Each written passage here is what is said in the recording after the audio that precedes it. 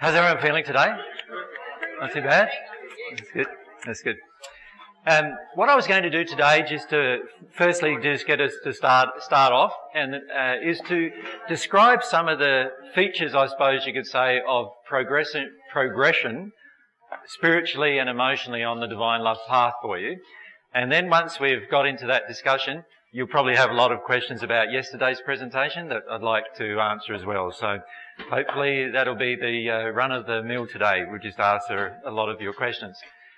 The reason why I wanted to firstly present the differences between the divine love path and lots of other paths is so that you can get a bit of a flavour inside of yourself about how it encompasses all of your life. You can't just do little bits and pieces of things when it comes to God. God expects, and you could say God has designed her universe in such a way that if you want to come to her, there is only one way to do it. And this one way encompasses all areas of your life. There's not a single area of your life that will not be touched by progression on the divine love path. And so what I'd like to do is describe some of the different areas of your life that are going to be affected, and describe some of the different areas that we can see a lot of the other paths don't incorporate. And the reason why is because on the earth today we have a lot of spiritual paths, literally millions really, of spiritual paths, and many of them incorporate aspects of different parts of what God actually designed the universe to be. So all of them have bits and pieces of truth, if you like. And the difference between the divine love path and all of these other paths is the divine love path of progression has the absolute truth. And the absolute truth, of course, is going to incorporate all of these little bits of truth. So you'll notice, oh, that's very similar to the Buddhist path there, and that's very similar to the Hindu way of doing things. That's very similar to the Muslim way of doing things. That's very similar to the Christian way of doing things. That's very similar to the New Age things that we've learned. But all of it is incorporated, but not all of the factors of those different paths are incorporated. Only the truths of those paths are incorporated, if that makes sense. So what you finish up getting is this whole life experience that is incorporated, and your connection with God will change your entire life completely. It actually not only changes your life, but it actually physically changes your soul and your spirit body and your material body. So, for example, on all the natural love paths, they often talk about the 7 chakras, for example, right? And in terms of keeping all of these chakras open and progressing that way. On the divine love path, there is actually more chakras that your body starts to develop. And after a while, once you become at one with God, I think there's 13 chakras once you become at one with God, not 7 anymore. And so even your spirit body changes. And so, and while I haven't remembered everything about how it all changes and everything, because of my own emotional suppression about my own fears that I'm working my way through now, the reality is that the physical body changes. What will happen on the divine love path is your physical body will start releasing its ailments. Right? And you'll get to the point where you have no ailments, no sickness, no disease at all. But when you're going through different emotions, those ailments will flare up until you've released them. And so you get this cycle of things going on even with your body, your physical body, where your physical body makes adjustments and changes. So my body has made huge changes over the 5 or 6 years that I've been really focused on doing everything again. And the body has just changed immensely. You will also find yourself that in the first century I said the eyes are the window into the soul. And when you look in a mirror, any of you done iridology? Yeah, quite a few. So when you look into a mirror, you'll notice these blemishes and specks in your eyes all the way around the iris and in the coloured section. And you will notice even that clears up. You'll notice all of that, which is a reflection of what's clearing up in your body. So what happens is even your eyes become very, very clear, and the more clear they become, the more you know you're releasing emotional injuries as well. And eventually they become so clear that if you take a photo of it, it's just all one colour without blemishes at all. And when you become at one with God, there is no blemishes at all in the iris of your eye. for example. You know how most of you have done some reflexology at some point, like had a, foot reflexology. The same applies there. You know that there's these pressure points, right, that you can press and it can release or connect to different parts of your body and release different emotions if you allow that to occur. Well, on the Divine Love path, you'll get to the point where there's no sensitive places on your feet at all. Right? Where you can press any pressure point and nothing hurts. How many of you have done deep tissue massage, for example? Yeah? Quite a few. With deep tissue massage, the idea is to get right deep into, and it can be quite painful when you're getting it done, can't it? And if you allow your emotions to rise, you can be crying or whatever. I remember the first time I came out, there was this lady in Dallas who did my first 3.5-hour session she gave me of deep tissue massage, and I just screamed and cried the entire session. And when I came out, my whole body was black and blue with bruises. Right? My whole body. And it took a week before those bruises disappeared. Now, if she had done the same, in the last session I did with her, she did the same things, and the first half of the session was really incredible because I was still in this terrible pain with different parts of my body, and then all of a sudden I went through this barrier of fear, and then I came out, and she was still doing the deep tissue stuff, and it felt pleasurable.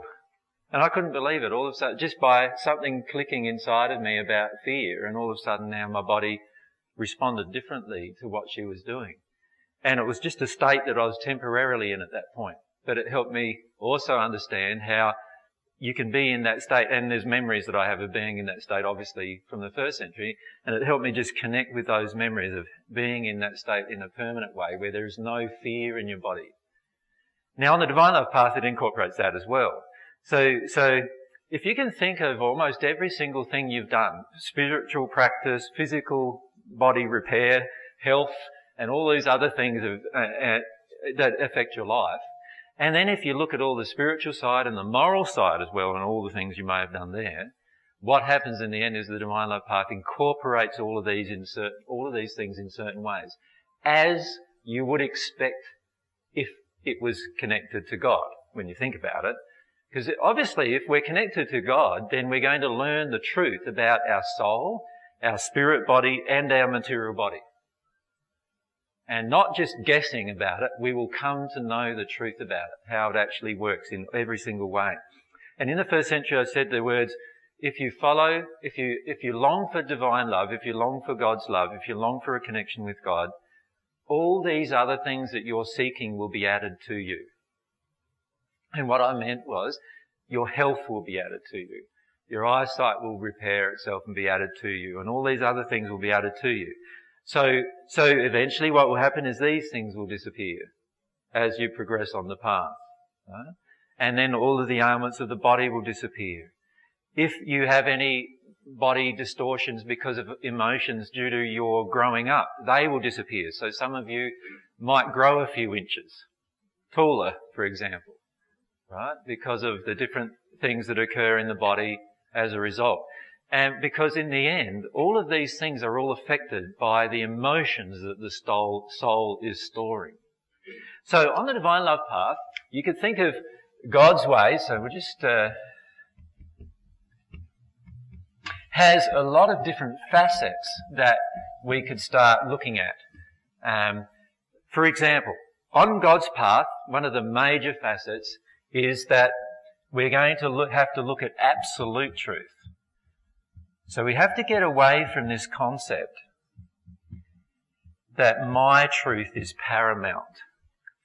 So on the very many natural love ways, and particularly in the New Age movement today, this is very prevalent, there's this constant viewpoint that my truth is the most important thing. As long as I stay in my truth, everything else will work. Now, there is a truth to that concept. And the truth is that if you stay in your truth, you are having more integrity. And integrity is a very, very important part of your progression. But just because you're staying in your truth, it doesn't mean that your truth is God's truth about a certain issue. So, for example, I may believe with all of my heart and all of my intellect that if I go to war, I can go to war under certain circumstances. So the circumstance might be if I'm being attacked. I've decided inside of myself emotionally that I can go to war if I'm being attacked and I can defend myself. So I have this viewpoint inside of myself and I feel it's a truth, then I'm allowed to defend myself when I'm being attacked. Well, on the divine love path, when you connect with God, you come to realise that that's not a truth anymore. If you defend yourself, you are actually breaking some laws of love. Right? Now, most of us, when we first hear that, we go, oh, but what about this situation? What about that situation? What about, and we start listing these kind of situations where we feel impelled to defend ourselves. But that's our truth. We feel that we couldn't defend ourselves. But if you want to become at one with God, you will get to a point where you never defend yourself again from attack. You may leave a place, but you'll never defend yourself. That's why in the first century I said if someone slaps you on the cheek, just turn the other cheek, right? Implying that they may slap you again, actually, and you wouldn't defend yourself from that. And people go, well, what about self-love then? What about self-love? Well, there's a whole aspect of self-love where self-love doesn't compromise love of the other. So if you slap me, you're not being loving to me. I agree. But if I slap you, am I being loving to you in return? No. Now, if I love myself, I won't compromise love for you. And so there's a big principle there that I've got to actually come to apply on the divine love path. Does that make sense? And that's the principle of coming to see God's truth about every single little situation, event, and everything in my life. Now, the way I do that is once I release the emotional reason inside of myself, firstly, that causes me to attract you slapping me, then I'm going to get slapped a lot less. That's number one. Secondly, once I do that, somebody still might come up and slap me. But when they slap me, I don't feel any more physical pain from the experience aside from just the initial pain. There's no other pain because there's no fear associated with the event. That's number two. And thirdly, there's no emotional rage that rises in me saying, what have you done to me? Because I love myself completely. And so therefore I don't have any response of rage in return to the other person. So that's number three. And can you see by the time I start applying, and I've only listed 3 of the principles involved in that interaction, by the time I start applying the principles that I feel inside of myself emotionally once I'm connected with God, I am not going to respond in defence to anyone, and I am going to be perfectly happy within myself about that. I won't feel the need. So let's apply that to a relationship. I go into the relationship. The person yells and screams at me, which is an attacking emotion that I'm getting from them, right? I'm on the receiving end. If I've developed in these areas, I won't feel that even as an attack. Now, I'm not saying that I'm intellectually jumping over all of this, because the truth is that you can zen out and jump over a lot of things that happen to you. The whole Buddhist path, for example, is about that, the path of meditation, connection with self, disconnection from desire, disconnection from, a lot of times, disconnection from your own emotional response. And what happens there is you can zen out for what people go to you. You can explain it. You can reframe it in your mind and make the emotion go away. I'm not suggesting to do that. What I'm suggesting is don't reframe anything in your mind. Feel the emotion fully and the emotion will go away and it will never return. You'll never have to do that again. So what's another aspect of the God's way is regard to emotions. Emotions need to be fully experienced in order to be released. Now, a lot of different paths on the planet talk about emotions, don't they? So they talk about emotions. So how many of you heard of EFT, for example? Emotional Freedom Technique. Yeah? Okay. So this is where you do the tapping thing in different parts. There's different pressure points of your body. If you're an acupuncturist or something like that, you would know the many hundreds of pressure points in the body. many hundred points where you can release certain things. And you can actually tap certain places in your body and cause yourself to actually get out of the emotional response. Right?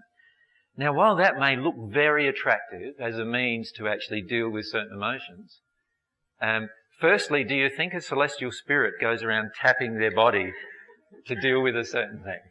Well, no, they don't, right? What they do is they fully experience their emotions, and because they've fully experienced all emotion, all the negative emotion in their body that created the initial response is gone, and because that's gone, there's no need to tap anything anymore. Can you see the difference? So when I fully experience and release an emotion, I do not any longer have a need to do something to my body to skip over that emotion, to actually even to access an emotion, because that is all released. So emotions is a very important part. Now, many of you would have heard of, what are there? There's Brandon Bay's stuff, journey work. There's the EFT type thing. There's lots of different emotional intelligence work that a lot of people do as well. And this, I've seen literally hundreds and hundreds of different things, particularly coming out recently. The reason why these things are coming out recently is because there's a whole group of spirits now cottoning on to the idea that you do need to release emotions. And if you can do that on the earth before you pass, it's going to leave you very, very free once you get into the spirit world, because you'll have a lot of emotions released. The issue, though, is that we're not often still allowing the emotional experience of these emotions. So with emotions, we become childlike.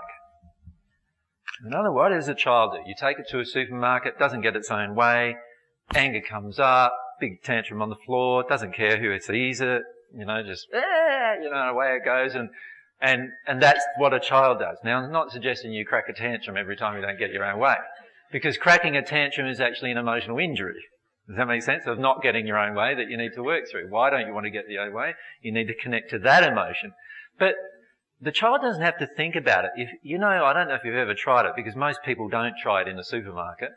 And the child's there kicking and screaming on the floor, cracking the tantrum. Or in the, a lot of times you see it in the trolley, they're sitting in the trolley, like trying to reach for the lollies, right? And like a lot of parents just quickly go past the lolly aisle, or don't even, look up to the signs, no, lolly aisle, we bypass that and we walk down it later sort of thing, which is an avoidance of the child's emotion. But if we go down the lolly aisle and the child starts screaming, if you allow the child to scream and scream and scream, and this is why it isn't often done nowadays, because everybody starts looking at you and judging you and what are they doing, strangling that child or something, and so they don't do that. But if you allow the child to scream and scream, the child will go through a period where they go into this anger, rage, not getting my own way, which is the emotional injury. They're experiencing the effects of the emotional injury that they hold within them. Then they go into this place of crying in a deep, really sobbing way. And once they get in there, they're now processing the emotional injury that actually created their need to demand things from you. And they might stay in that place. The screaming might take an hour, so this way isn't usually done in the shopping centre. And the crying might take 20 minutes or so. But afterwards, you'll find the child will just have released that emotion completely, and you won't even notice them demanding anything from you anymore, right? Now, we've actually tried that. Mike's been with me in a car trying that with a young fellow that we both know, Mike's stepson. And it took him just a bit over 2.5 hours. There were 6 people in the car. It took him a bit over 2.5 hours to do the tantrum thing first. So everyone in the car, we were driving from Miami to Cape Canaveral. Everyone in the car had to put up 2.5 hours of screaming and deal with their own emotions about that, which was very interesting in itself. And in the first part, he was screaming, yelling, cursing everybody, swearing, not swearing because he doesn't know the words yet, but just, saying that I'm terrible, I hate you, and then saying to his mummy, I hate you, mummy, and he just went on and on and on, and as each person dealt with their emotions, he eventually got into the core emotion and processed that core emotion, and straight after that, he was amazingly loving. right? In fact, when he was bought some strawberries, he shared them all with everyone in the car, and all this automatically happened. And this is the thing that we often do ourselves, is we don't allow even our child to experience that, so we therefore are never going to allow ourselves to experience that, right? And yet, when you hit the spirit world, this is the experience you're going to have if you want to be on the divine love path. You're going to need to connect with every single causal emotion inside of yourself and release it. So, the idea is to start doing that now. Now, there are many paths of spiritual progression on the earth that are already saying that to you, that are already saying you need to do with your emotional work.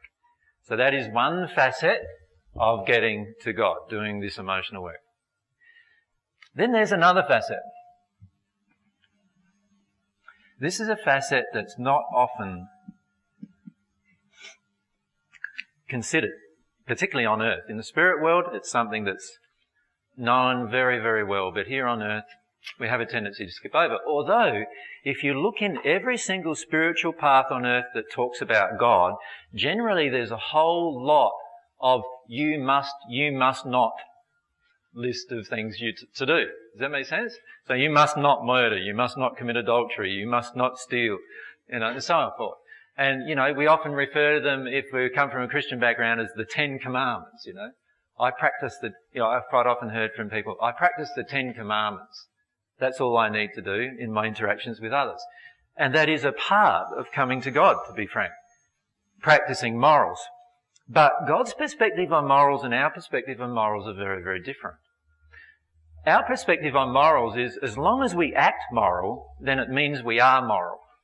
Most of the time that's what we believe. Right? So, as long as I don't murder, I'm fine. That means that I'm free of that murderous emotion, if you like. No, it doesn't, actually. How many times do you think once you get into a rage, you feel like throttling someone? And how many times do you feel like actually murdering them even? And the only reason why you don't is they're not there in front of you, number one. Number two, that there's no weapon to do it with. Or number three, that you just know that if you do that, you'll get put in jail yourself, or you'll get condemned yourself, number four. So, as we go through the different reasons why, we start seeing actually that we do have murderous emotions inside of ourselves that we just don't act upon. Right? With God's view of morals, the murderous emotion is what needs to be released. So instead of having a list of you must nots that I actually do, there is actually, from God's perspective, you could say, some you must nots that you have to actually feel. Not just not do. You have to actually feel them. So in other words, when I notice inside of myself that I have a murderous emotion towards somebody, on God's path, I need to look at the underlying emotional reason why I have this emotion, and I need to get to that emotion and release it before I can progress. Now you think about it. If I have had somebody hurt me, and hurt me a lot in my past, getting to those kind of emotions is a pretty, difficult process. But it is something that is essential on the divine love path. Right? So there's this morals effort. Remember yesterday in our discussion, we were raised about the morals of a lot of spiritual paths being very, focused on free sexuality. And that's one area that on God's path you'll have to deal with those emotions, whatever is going on there. Right? God designed you to be completely sexual, but within a framework of love inside of yourself. Which brings us to this other part, the sexual part of your life. Now, on the divine love path, eventually you will come into a complete and permanent sexual union with your soulmate. What that means is that there will be permanent sexual feelings flowing back and forward between you. And when you're in the soul union state, that is like an orgasmic feeling 24/7, if you like. Right? So you will have this complete sexual union happening all the time in your life. Now, to get to that place means working your way through intergender emotional injuries about the opposite sex and about how you feel about your own body and your own sexuality. Now, for many of us, that's like a minefield, isn't it? Like you look back at the different relationships you've had and the hurt you got from this person or the hurt you got from that person, or you look at the, how your mum and dad think about things. There are many gay men or women who are not even ready to even tell their mum and dad, let alone somebody else, that they're gay. Or in fact, they find it probably easier to tell somebody else other than their mum and dad that they're gay, because there's a lot of judgment and a lot of criticism about sexuality. There's a lot of shame. We're going to have to work through all of those emotions on the Divine Love path. Right? And to be frank with you, it's quite enjoyable to work through them, because every emotion you release causes you to be more connected with yourself, more connected to your own desires, and more connected to, later on, if you're single, later on in a partnership, more connected to your partner. But we have so many intergender injuries, and we have them multi-generationally. Each generation has this really deep issues with regard to sexuality. And would someone just like to open the door there for that lady who wants to get in? Thank you.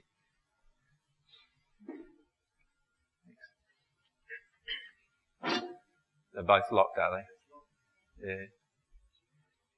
Yeah. No worries. All right, so can you see that if I'm wanting to progress on the Divine Love path, this is an area of my life that I'm going to have to heal. Because God created you as a sexual being. So a lot of people have this viewpoint of spirituality that it's not holy to be sexual. But you think about what people say about my life in the first century. What do they basically say? That I was a virgin all my life. Right? Not true. I was a virgin till I met my soulmate, and then we made love. Right? So what happens is that on this divine path you will need to heal these particular issues within yourself. Heal these particular sets of injuries. Now, we can't just skip over them. We're not going to be able to skip over our sexual injuries. Right? When I say skip over them, one way we skip over them is we find a nice man or a nice woman who doesn't trigger us too much. And then what we do, for example, if I'm a lady who only wants to have sex once a month, right? Now compare that to 24/7 orgasm. You can see where you're headed, 24/7 orgasm, and you only want to have sex once a month. Right? So there's some injuries in there. Does that make sense? That need to be dealt with in between that gap, right? Now, if I'm in that state, I'll be very, very tempted to find a man who feels that sex is unholy or something like that, that sex is a bad thing. And I will connect with him because he feels nice and safe and secure, and he feels like he's got everything together sexually, he loves my soul, he doesn't just love my body, all that kind of thing going on. In other words, he's working around my emotional sexual injuries. And so it feels good. I can have a safe relationship with a man. We have a wonderful relationship. We have a wonderful partnership. And my question would be, yes, but are you headed for 24/7 orgasm? Is that what you're headed for? But if that's not what you're headed for, then, and you don't want to get there, then look at the emotional injuries. There's something going on. You see, on the path to God, you're going to have to look at those emotional injuries, whatever those are. Now, then on the other side of the sexual coin, if we could call it, a lot of men have the injury that it doesn't really matter what partner they have sex with, as long as they have sex, everything's fine. Right? Well, that's another set of emotional injuries. So they think 24/7 orgasm sounds pretty good, right? But the problem is they don't care who it's with, right? And there are a lot of moral sexual injuries involved with that they'll need to work their way through, because actually God designed you to have a sexual relationship with one person in the end. That would be this 24/7 relationship, if you like. And it's an incredible state to be in. But it takes working through different emotional injuries. So you can see morals emotions start tying into the sexual side of our life and we start needing to deal with different things. Then there's this whole other area that we have called free will. Remember I said yesterday that on the Divine Love Path, one of the secrets of the universe is God designed you to have free will. That means God designed your partner to have free will too, by the way. Not just you, you know. And so what that means is that I will actually honour the free will of my partner. Now, what if my partner decides she wants to have sex through one of her injuries with someone else? Well, I'm going to honour the free will of my partner. Now, that's pretty challenging, isn't it, in that situation to do that? That would be very challenging. What if my partner even just wants to do something like, I want to go sailing, I'd love her to come along, but she doesn't want to go sailing, she wants to knit for the day. Whether that is the case or not. She's allowed to do that and I'm allowed to do what I want to do. And I need to deal with my emotions about that in the partnership. What happens if I have a lot of desires in terms of, and again, by the way, this also means, this free will thing means, even if the other partner's desires are in disharmony with love, I need to allow them to take those actions. Now, I'm not saying that I have to stay around while they do it, right? I'm just saying that my love of free will would enable my partner. So my partner does things for me automatically, like maybe every night she makes me a meal. After the third night, I'm starting to feel to myself, well, is this really what she wants to do every night? You know, if I love my partner and I love this aspect of free will, I have to start asking myself that question. Is she really exercising her free will, or does she think that's her role? Because role isn't free will anymore, is it? As soon as I put myself in a box and create a role, I am now not got the freedom of expression. Right? So I'd have to ask myself, am I enabling my partner's free will? Yes, we both need to eat, but what's stopping me from cooking tonight? Aside from the fact that maybe I can't cook very well and might need a few lessons, right? Can you see how we need to work our way through those issues on the Divine Love Path as well? Then we've got issues of what you would call natural love.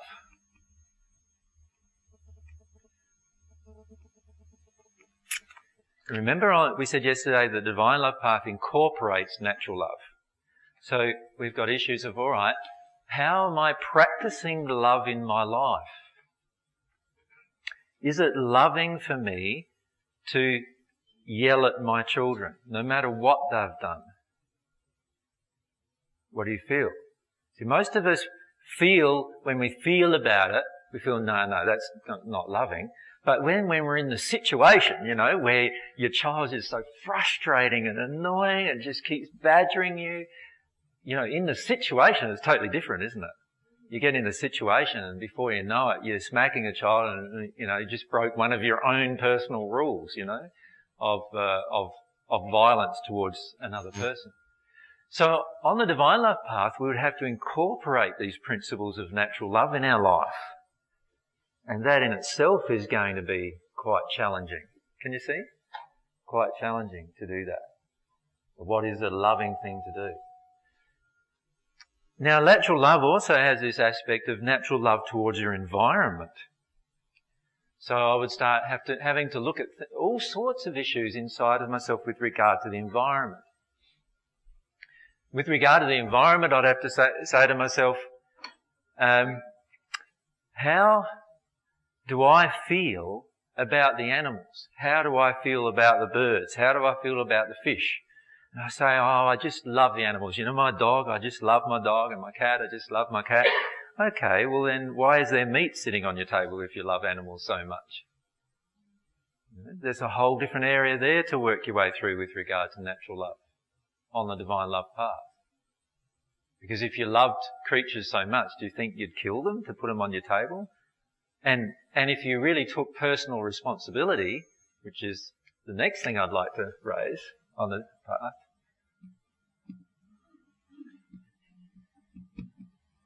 if you really took personal responsibility,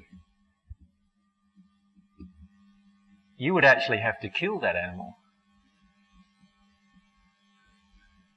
So if any of you try doing that, just slitting the throat, skinning it, gutting it, but for most of us our stomach would be churning for most of us. And to be frank, I don't know if you've ever gone along to an abattoirs, but I've been to a number, and the men in there are so detuned because they've had to detune themselves from the whole process. And they are so detuned from anything to do with flesh and pain and a lot of other things too. So on the Divine Love path, we need now to start taking personal responsibility for the actions that we get other people to do for us because we don't want to do it for ourselves. So I need to start taking personal responsibility for the fact that I want this meat on my plate. Can you see? The personal responsibility issue there. I need to take personal responsibility for the fact that I want a great big house and 2 cars in the garage and all of these other things which actually have a big impact on the environment. I need to start taking some personal responsibility. I need to even take personal responsibility for the things I eat. The things that I eat that are disharmonious with love. Because there are things you can eat that are disharmonious with love, by the way. Animals, of course, is one of them. You know, because you've got to kill it to eat it. And it's a living creature. And you'll start feeling your emotions about all that. Remember, the emotions are going to be incorporated into all of this. Can you see now we're starting to, there's all these different ways. You can sort of incorporate, many of these different things are in different forms of religion or the New Age stuff and all those kind of things. Many of them are in that, but now we're starting to bring them all together and incorporate them into our life in a true way. We also have these other issues too with regard to spirits. In other words, or the afterlife, you could think of it as. So we come to start realizing in a way, which is some of the paths have done this, haven't they? Like the Buddhist path has done this, the New Age path has done this, where they start realizing there's a whole lot of things going on out there in different dimensional spaces that influence us, that people actually come and influence us, and we start seeing the relationship between spirits and ailments in my own body and the connection between the law of attraction and all those kind of things. We start noticing all that on the Divine Love path. We start feeling them around us. Whoa, that feels a bit strange. You know, that feels a bit... You can walk into a room and nobody's in it, and you know somebody's in there.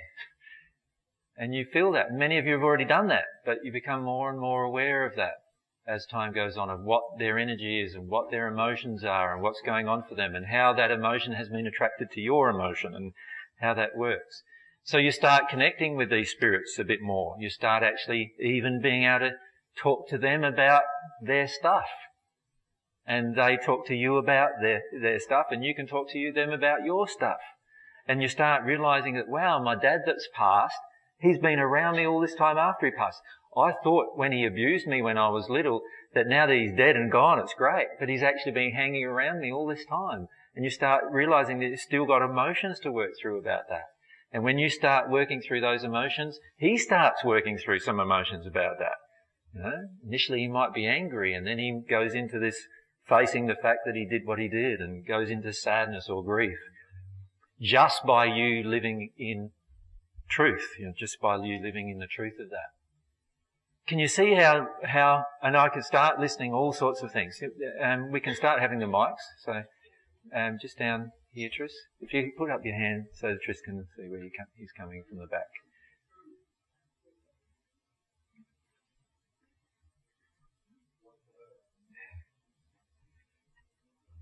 Just here. So are you saying that when like my mother and my father die, that their spirit stays around me? It depends on what type of attractions you have between you and them as to whether they stay around you. So any time you think of them, if they feel that you think of them, let's say your mum has this emotion of, I was a good mother inside of her. And you think of her just in an instant, and you think of something she did to you that was actually not very nice. Right? So that's the feeling you have inside of you. Oh, she didn't treat me very nice in that particular instant. She will know in the spirit world that that's happened inside of you, and she'll feel drawn to come to you and tell you that she's a good mother, just like she used to do when she was on earth, right? If that was the emotion. I was a good mother to you. Don't you go blaming me for things that are your problem. You know what I mean? She might do that from the spirit world. And if you're sensitive to that, which you will be on the divine love path, you'll start feeling that emotionally. Like, you'll feel that. So that gives me the opportunity of looking at my own resistance within? Exactly. Yeah, it gives you really good opportunities for you to work through the emotion of it, but it also gives her opportunities to actually acknowledge that actually in that particular instant, she wasn't a good mother. That she'd actually acted upon other emotions that she had that weren't very nice, that actually damaged you in that particular instance. Does that make sense? Thank you. So it gives her the opportunity to work through those things. So you start understanding on the divine love path that actually, just because a person's passed, it doesn't mean that they're out of your life. And you start also understanding things about, like, death, that actually there is really no such thing. And you come to actually release the emotions that are related to grief. And you no longer grieve when someone you love passes, because they're still there and you can feel them. And you don't grieve them anymore. You can still have a relationship. Just anything? Tris? Sorry.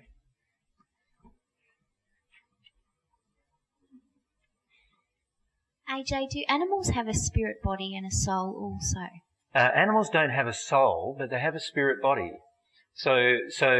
And animals, and this is a very important thing to understand, that the animal is actually relating to your soul. So an injury in your soul. So sometimes when an animal goes into attacking mode, it's because of an injury in the person they're trying to attack that is maybe fearful. And many of you have noticed that if you're afraid of a dog, then a dog seems more inclined to bark at you and be upset with you. They're feeling your fear and responding and reflecting that back to you. And that is a natural thing in all of the plant life and all of the animal life on this planet. They all reflect back at you your emotion. So you will find that with animals, and particularly, dogs or domesticated animals, they're actually reflecting your emotion constantly. Now, there's been many studies about this, scientific studies, where, a man who's had a dog at home, he goes to work. When he leaves work and goes home, the dog waits at the door as he's leaving work. The dog knows that he's leaving work, right? And then he changes his timetable. There's a study, BBC did one, didn't they? The dog changed, the man changed his timetable about leaving work. The dog still knew when he was leaving work and waited at the door waiting for him to come home. So animals are very, very sensitive to us emotionally when they're connected to us, and less so when they're wild, but they're still very sensitive emotionally. They have a spirit form, but they don't have a soul. But because they just have a spirit form and not a soul, they can grow with us through our life, even if we're in the spirit world. So when they pass over, when a really loved animal passes over, it often is still around us here on earth. And it waits until we pass. Right? And that's what happens to many domestic animals. So we pass, will be welcomed not only by the people we know, but also by the animals that we still love. Right? Microphone we need. Yep.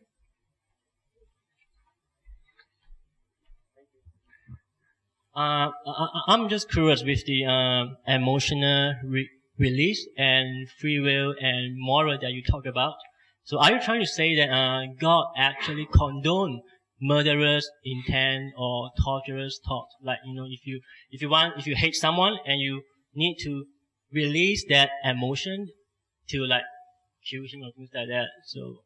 All right. Yeah. Can I answer that after a little bit more? I've talked about this particular issue because I want to answer your question in full, which I haven't done yet. The issue with regard to animals is that when you work through different emotions, your animals will respond to you in different ways. And so they're like children really in the way that they respond to our emotions. So yes, animals do have a spirit body. They do not have a soul, but we often feel like they have a soul because they're actually responding to our emotion. Right? And by the way, it's our suppressed emotions that they're responding to, or our denied emotions. And that's the thing that you often notice. So myself and Mary often walk up our path. We've got a 40-acre property out in the bush. And we walk up our path. Days that we're not afraid, the animals, the kangaroos and everything come right up close to us. We've got these little joeys at the moment that are just bouncing around the house and whatever else. And on the days we're not afraid, they all come out and bounce around. These little, joeys come out and out of mum, and they're not afraid at all. They're wild kangaroos. But as soon as we come up from our tent afraid, we don't hardly see any of them at all, or we walk out the door and they're off just because of our emotion. Does that make sense? Now, getting back to your question, with regard to what's happening with emotional processing, God gave us free will. So God gave you the ability to decide anything you want to do. But God also set up a whole series of laws that have consequences. And rather than thinking of them as punishments, they are actually consequences. Every time I break a law, there will be a consequence for the breaking of that law. Now, the highest of these laws is the laws of divine love. They're the laws of God's love. And whenever I break one of those laws, there is an automatic consequence inside of my own soul where I will experience pain.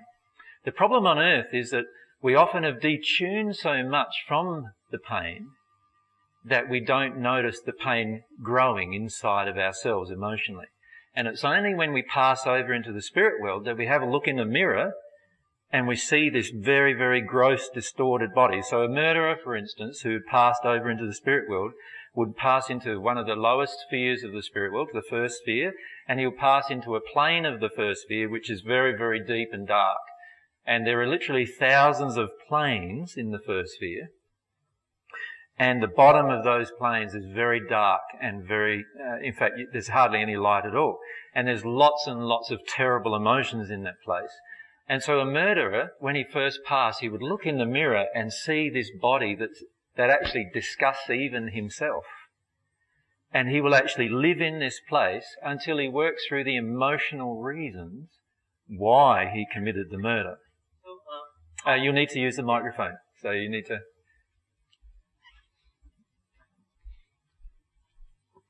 All right. So then how are you going to prevent a murderer from releasing his murderous intent, or how are you going to prevent someone who has this torturous thought towards a person? Good. God doesn't prevent them, so you are not going to be able to prevent them either. And sorry, I know this might sound a bit off. That's why we have the 10 Commandments.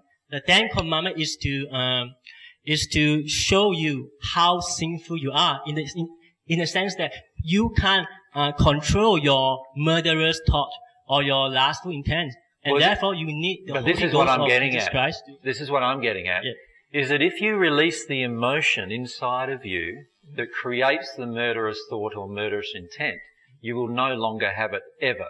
But you will have them kill someone. You will have them murder and torture someone. Yes. You're saying that... What are you saying, though? No, you are saying that you have to... You say that you have to release the murderers... Not by acting upon it. Okay. I'm not saying by acting upon it. Yeah. All right. Acting upon it, and this is the assumption you're making. Yeah. I'm saying you need to feel your underlying emotional reason why you want to do it. Uh-huh. You don't release your emotions by acting upon an emotion that's unloving. You release your emotions by connecting to the underlying emotional reason why you want to do that particular thing. But if you have negative intention or evil thought, then that means you have, in a way, committed murder up in your mind. That's correct. Or torture up in your mind. That's correct. And you need to release the emotional reason why you've had that thought. Okay. If you want to come to God. Yeah. And how do you release it? By connecting to the underlying emotion, and the underlying emotion might be that you've been harmed a lot by other people, or that you feel terrible about yourself. There could be literally, with regard to a murder, there literally could be hundreds of different types of emotions that causes a person to murder. The key is to not act in harmony with an unloving thing. Remember I said we must also act in harmony with love. So we don't act in harmony with an unloving desire, but what we do is we feel the emotion of the unloving desire fully. So I would go out to my boxing bag and get a baseball bat and yell and scream and swear and bash and just connect to the emotion. And after I do that, drop down into the grief. And when I drop down into the grief of that, then I'll be crying about whatever it is that caused me to be so upset about that particular person. I want to ask, Mary wants to answer a few things about it too. Yeah, I think it's a really valid question, because I think if somebody's new, that they don't quite understand the difference between a causal emotion and an effect emotion. Yeah. And definitely when someone wants to murder or torture or harm another, they're already acting in an avoidance of some of their own personal pain. They're really denying their own personal pain. So there's a common assumption on the earth that some people are just murderous and some people are just evil, if you like. But my belief is that that's not the case. Those people are really trying to avoid a deeper causal emotion within them. And all anger is actually an avoidance of those kind of emotions, yeah. So all anger and rage is an avoidance technique. You're not actually dealing with your emotions when you're in that state. Right. The thing is, now this may sound a bit off, but you have some people who believe that the reason why some say murderer or serial killer, rapist, the reason why they can't control themselves is because they have a dark, twisted, satanic or demonic entity within them. That is true. Yeah. But can I just explain? A spirit who is a dark spirit, an entity who's dark, may connect to us, but if we deal with our causal emotion, that spirit cannot cause us to murder. And in order for a person to do that, he needs the Holy Ghost, the Holy Spirit of Lord Jesus Christ moving within them. Well, the truth is that we don't need it. The truth is we can deal with our emotions without God, but it is much harder to deal with our emotions without God. And so this is why on the divine love path, when you're connecting to God, you realize you've got to deal with your emotions that are murderous or angry and rageful and all those emotions, but you actually get to the underlying emotion, and the way you do it is always feeling your connection with God.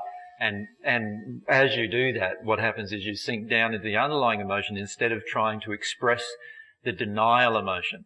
The denial emotion is always things like rage, anger, abusing others, hurting others, even yelling at others is all not on the divine love path. When you're doing all of those things, you are now out of harmony with God, and you're now denying emotions within yourself.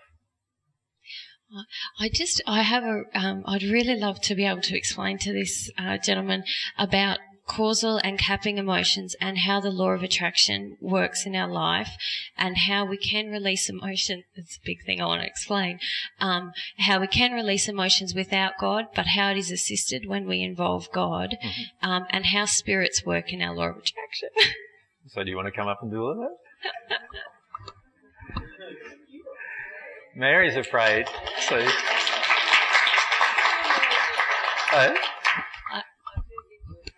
you feel I'll do better, but you're the one who wants to answer. So what if we rub this?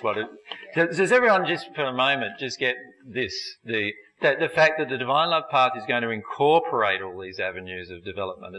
It's not, you're actually going to bring together lots of the different things you've learned over your life about things into one way of progression towards God. And that's what's going to happen on this path. Does everyone sort of understand and grasp that? So, all right, we'll rub that off, and then Mary can go and explain the difference between causal emotion and capping emotion and so forth. The way I feel about the way God created the universe is that He created us as emotional beings. And everything is responding to this all-powerful soul that we have, which is actually an emotional part of us. It's got lots of other things about it, but in essence, it's emotional, and all of our intellect just is an extension of this emotional state that we are. Just holding a bit further apart. And so God also created a lot of laws in our universe so that we could come to understand this truth about ourselves. And one of those laws is the law of attraction. Now, a lot of people think that the law of attraction acts around the way we think about things.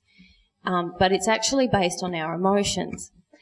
And God created the law of attraction and the law of desire so that when we're in a pure, loving state where we don't have any emotional injury, we attract everything that we desire, everything that we want and we need in our life. The problem happens that when we're children, we're not allowed to be this emotional being that we are, because everyone around us isn't in that state either, and so it's very confronting for them when we are emotional. So the way that God... Excellent.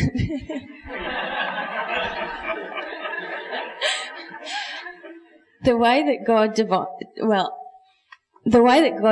designed our soul was that all emotion would just flow through it naturally.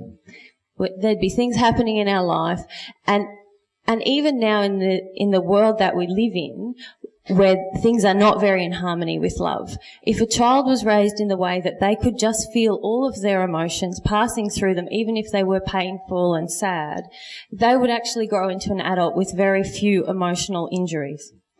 But what happens is that we get shut down. So the way it's designed to be is like just a general flow that happens all the time. But when we're children and we're smacked or we're told don't cry, or when you cry I feel upset so don't do that, or even worse, some abuse or something happens to us that we're not able to express to others or to deal with, the emotions come into us and they get stuck. We're not allowed to cry or scream or feel what we feel. Usually we don't have this with happy emotions because everyone's okay with us laughing and stuff like that. But we end up with this soul that has lots of stuff stored up in it, and it can be sadness and grief, feeling unloved from the people around us. So that's an issue for us. And that then, because we're not allowed to feel our sadness, we then start to have other emotions on top of it, like anger. And as we grow into adults, so some of the anger is childhood anger that we have there on top of our sadness, because we weren't allowed to feel sad and then we felt angry about it and then we weren't even allowed to feel our anger. So that's stored within us. Then as we grow into adults, other things happen in our life and we begin to get triggered, or we begin to have emotions stir within us. But because that's a really scary place for us, we've never experienced that before in our life, we start to have other emotions on top that are going to help us avoid those really deep blocked emotions. And some of those are also angry emotions, and sometimes they can be murderous or torturous. But the way that... How am I going? Yeah. I think you're doing good.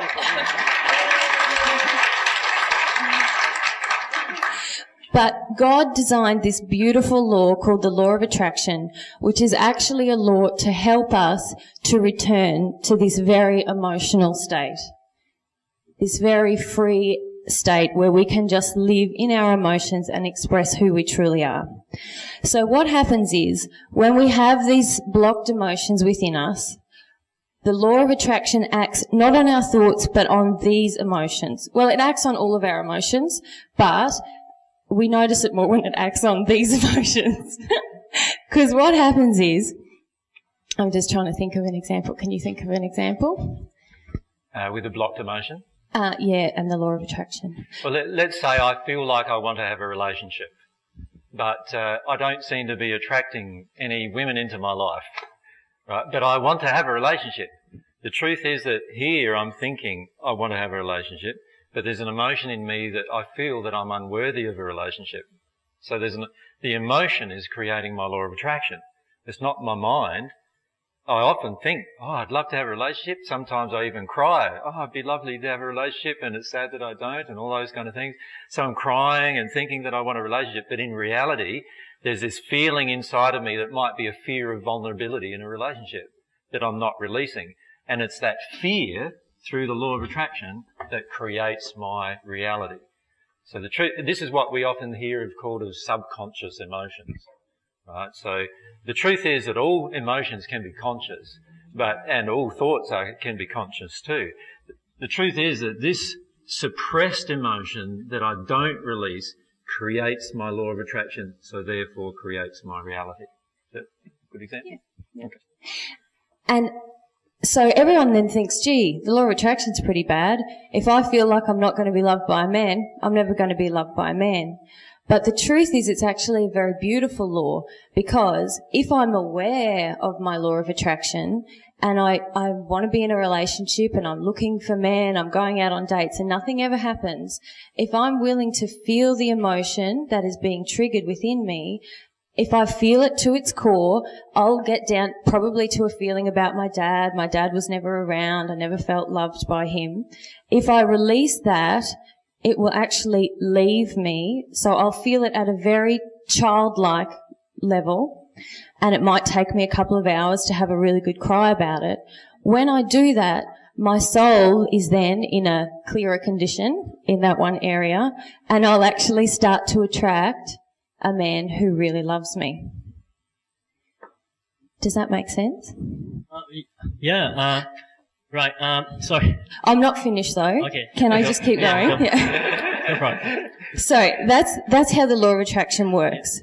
Now, when it comes to feeling my emotion, if I involve God in that process, if I'm longing to God, asking for God's assistance to help me feel this emotion and help me feel some of her love, if I long for God in that process, it will speed up the process. So that emotion will leave me a lot quicker and my law of attraction will change for the better. Now, before you mentioned about spirits, because it's very true that sometimes murderers and serial killers do have very dark spirits with them. And those people are just people who are just like us on the earth once, who had a lot of blocked emotion.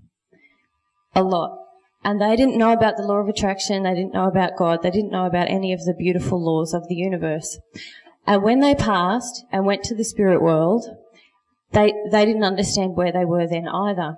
But they knew they had these awful feelings inside of them. I don't want to feel what's really hurting inside of me. I need to hurt, I need to rape, I need to kill. So what happens there in the spirit world? There's someone else on earth who has similar emotions. Through the law of attraction, that spirit comes closer to that person, because God designed it that the law of attraction would bring us things that would help to trigger our emotion. So you can see why this is an important law for everyone to learn about, because the person who has these deep, dark emotions, who's still on the earth, if they don't know about it, then they're compelled to go and hurt another person. But if they know about the law of attraction, they realize, oh my gosh, my dark feelings are really heightening. There must be something here for me. If I'm brave enough to go into my emotion, it will be released from me. And that will actually help the spirit who is with me also. Yeah, this is very interesting. Now, the things I'm just curious. So what is the source of this repressing or suppressing dark emotion? Like, what is causing a person to experience this repressed emotion? It's because we all walked away from love. And what causes us to walk away from love? It's like, it's as if, you have people out there you have some people out there who are being like brainwashed, mind controlled, and conditioned by their environment. And you have to ask yourself, who's the one that sort of like, spiritually generate, if not manipulate and create a system of worldliness where you will have people like that who will be living in a repressed emotion. So the truth is we're all living with repressed emotion at the moment. Every single one of us in this room. So we can judge these people who have really dark amounts of repressed emotion within them. But the truth is a lot of us have just as much repressed emotion. We're just not acting on it. And the reason can I explain though the actual original cause? Yeah. The original cause. There was a time when there was a first human couple, by the way, and that's something we didn't discuss yesterday. Their names were Amon and Aman, and you can speak with them in the spirit world when you pass. They are in the spirit world, and what had happened was right at the beginning, God gave them this gift of free will, just like we have the gift of free will. But what they decided to do was they decided that they would be better off becoming gods. In other words, instead of actually being God's child, which is how God created us to be, her children, they decided that they were going to be gods in their own right, not needing God at all in their life. So they made this big decision. They made it together. They made this big decision to deny any assistance from God. And what they actually did, and when you speak with them about it, they'll explain some of the emotions that rose in them. They were in a perfected natural love state, but they decided that they wanted to be God. They decided they could be God themselves. In other words, they could have their own universe. They could have their own rules. They decided all these different things. And it was a huge decision that they made. Now, as a result of that, and by the way, many of us make this decision every single day of our lives when you think about it, right? Many of us right now still make the same decision. Anyway, they made this decision to be, I suppose you could say, the rulers of their own universe, to be completely self-reliant. And so they started walking away from God. And the problem with walking away from God is we automatically start detuning from God's love. And as soon as we start detuning from love, emotions start arising within us that are disharmonious with love. And as soon as that starts occurring, then we do more things disharmonious with love.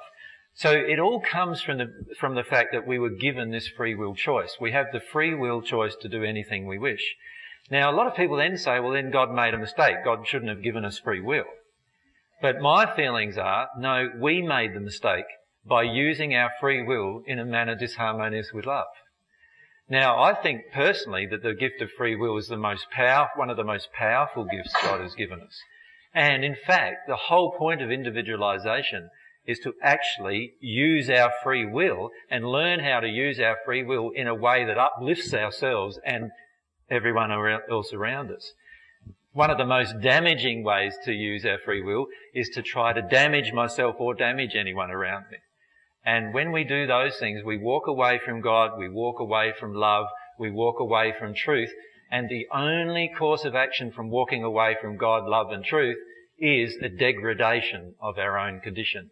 So what happened is man started in a six-sphere state, and they degraded in their condition so much that what you know as some of these like skeletal sort of men from history, that they've now found skeletons of only being this high and in a very, very poor state, that all came about through this degradation of their emotional and soul condition. And then, so man went through this process of a devolution, a devolution, instead of an evolution, where they, instead of evolving into more powerful beings, they devolved into these animal-like creatures in the end, where their primary motivations were food, sex, and that's about it. Like, in terms of what they did in their entire life.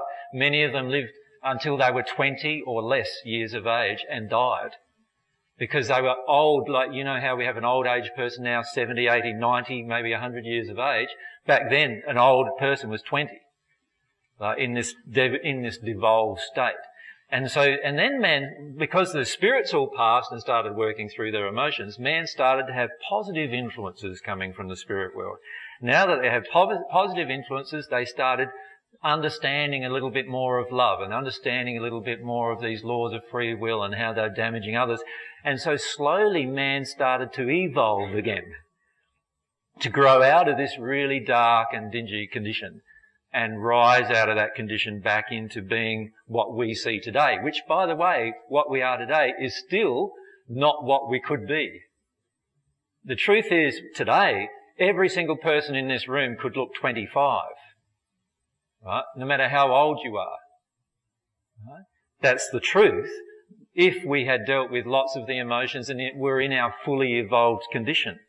But we're not yet in our fully evolved condition, but we're nowhere near what we were about, 100,000 years ago or so, or even 50,000 years ago, in this terribly devolved, damaged condition. But the whole reason why that whole such scenario occurred was because we decided to walk away from love. We made the choice to do it. And when you think about it today, many of us still make the same choice. And we make it for lots of different reasons. A lot of times it's because we think our emotions, we don't own our own emotions, as Mayor was saying.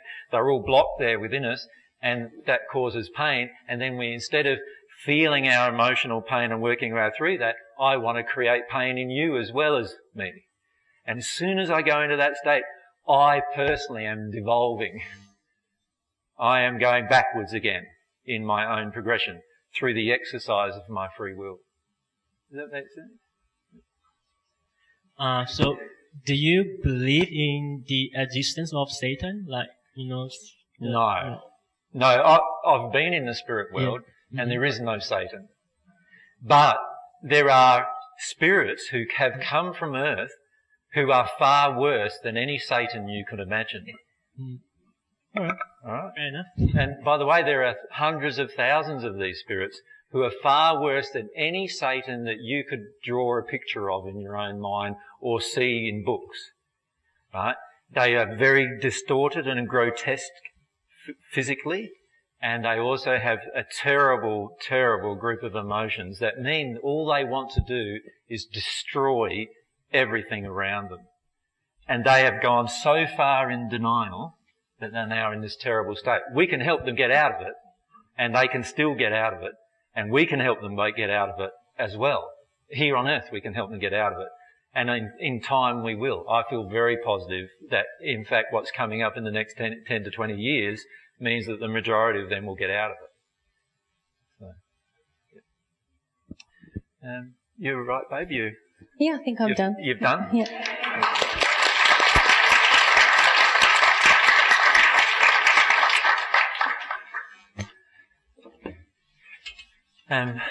If we could just a lady behind you, in black here. Thanks. Sorry, I just want to ask you a question. As a teacher... is the mic on? I just want to check whether the mic's on. Sorry. It's all right. Better? Yeah. As a teacher, how do I teach without impeding the free will of the kids in my class? Yep. Without putting some controls on things. Well, eventually what's going to happen here on earth is that the teaching that will happen on earth is the same kind of teaching that will happen in the spirit world. And it's very, very different to what's currently happening here on earth. You see, the teaching system that's created here on earth is based around a lot of injuries in the adults of what we perceive education to be. So what do we perceive education to be? You quite often hear from rigid persons, the three R's that don't really, they're not R's anyway, what are they? Reading, writing and arithmetic. But anyway, so, we often hear that education is just a process of the intellect. Then we also know that from books like Emotional Intelligence and other things that there's also this emotional part of the person that needs to be developed. And in fact, once we start being a teacher, and you've seen that in your own life, how you can see how the emotions in the child affect their learning. In fact, when they have the emotion, they can't learn very well at all in many cases. And so you start seeing this interrelationship between emotions and the actual learning process. But then we've got this imposition from the laws or the governments and what everyone perceives to be the right thing to do, that no, don't worry about the emotions. Just make sure you get those basic skills into this person. In the spirit world, it doesn't happen like that at all. The way it happens in the spirit world is that the person exercises a desire to learn, and then they're taught. Now, the way it's done is very clever, though, because there's ways to do it. The way to do it is create an environment that is so fascinating that the person cannot but help themselves to ask a question. Right? And so what that does inside of the soul, as soon as we're in this desire phase, as soon as we desire an answer about something, now we can be taught. So what they do in the spirit world with all the children is they have these very large places. There's a location in the spirit world in the top of the first sphere called Summerland. And they have these very, very large places that are for all the children who pass and are still not adults yet on their own, exercising their own free will properly at this point. And what they do is they educate them through this system of desire. So what they do is they create an entire system and an entire location that is purpose-built to attract attention in every possible way. And it's very, very fascinating. And so you get these children, these little children who have passed, who are in these locations. What happens is these children are just so fascinated, they want to ask question after question. You've been like this with your children at times, right? You're walking along the road, why does that happen? What's that plant? Why is that animal like this? And you get this constant series of questions. And that is the best time to teach your children, right? And so in the spirit world, that's how it's all going. That's how it's all, and there's no focus on the reading, writing, arithmetic and all that kind of stuff, because that's all a part of it. That's all a part of it. When they ask the question, they show them the maths of it, or they show them, the language of it, or they show them the skill of actually expressing themselves as a part of the exercise. But it's all driven by the desire of the child. So let's flick that over. So we're talking now about an ideal school system, right? And by the way, when I present answers to you, all of them will be presented based on what God wants us to do and not what we're currently doing. So in an ideal system, every one of these children is allowed to experience their own emotions. So if they go through an experience of anger, where they start actually dumping their anger onto another person, what happens in the spirit world is that person is scooped up by a spirit who is versed in helping this kind of problem. They are taken away and given private help to actually work their way through that emotion. Right? Once they've worked their way through that emotion, they're allowed to go back to the location where they were with all the other children, because they're no longer damaging the other children. Now, for that to occur on Earth, we have to throw away money as the driving factor of education. Right? Money at the moment is one of the most damaging problems that we have on the planet. The truth is there's enough food to feed all of us. There's enough resources to all of us have shelter and all of us to have quite a lot of things on this planet. But what we do in the end is we're starting to focus on the money, and it becomes a driving force. Economy becomes a driving force of most of the things we finish up doing. Most of the things we finish up doing in health is economy driven. Most of the things we finish up doing in education is economy driven. Now, if we threw away economy driven education, what we'd be able to do is have people who are able to help these children who are what we would call problem children. Now, on the earth, why are they problem children? As you know, in every single case that you've got a child that's unruly in your classroom, generally it's because of what's happening at home, right? So it's not wise for us here on earth to just help the problem child, because what happens, we help the child cry an emotion out today. They go home tonight, get belted and slapped around and abused and not fed tonight, and maybe fed once in the morning, and they come back to school. Now they've got a whole other series of damage. So if we were in a real situation in the spirit world, that child would not be allowed to go back to those parents anymore until those parents exercised a desire to deal with their emotions that cause them to abuse that child. And those parents would actually be separated from that child in the spirit world. And of course the child goes along with it because the child wants to be not abused anymore. And the child is helped then to work their way through their emotions, and the parents help. There's no condemnation of the system up in the spirit world either for doing that. There is no condemnation of the parents for being in the condition that they're in. All that happens is everything is driven on desire. So the parents now would have to develop a desire within themselves if they want to have their child in that location, because the child's will is not to be in the location where they're going to get abused. But again, what we do is economy driven. There is, in this system, there's economy driven. What happens if there's whole groups of children who don't want to be with their parents? What do we do in this society? Well, what we do is we condemn the parents for their behaviour. We even lock them up for their behaviour, which actually creates more damage to that parent and doesn't help them deal with the causal emotion. And the child is expected to go back with a parent or back to another foster family or two foster families, which creates all sorts of issues there as well. So we've got so many issues to change here when it comes to education that are all linked to other things other than education. And so what we need is people on the planet that are actually going to be leaders in these areas. And now, with regard to education, there are already on the planet some education locations where the children live there. They actually build the location where they're going to be educated. And through that process, they learn all things about building, self-responsibility, how to interact with others, and lots of other beautiful qualities they develop. And then they educate each other, and the lecturer or the person who's the teacher is only there to give advice. Now, in Russia, there's one of those systems. And they actually have children who are university educated by the age of 12 years of age coming out of that system. Right? Now, so the thing is we need to start incorporating these particular things into mainstream society.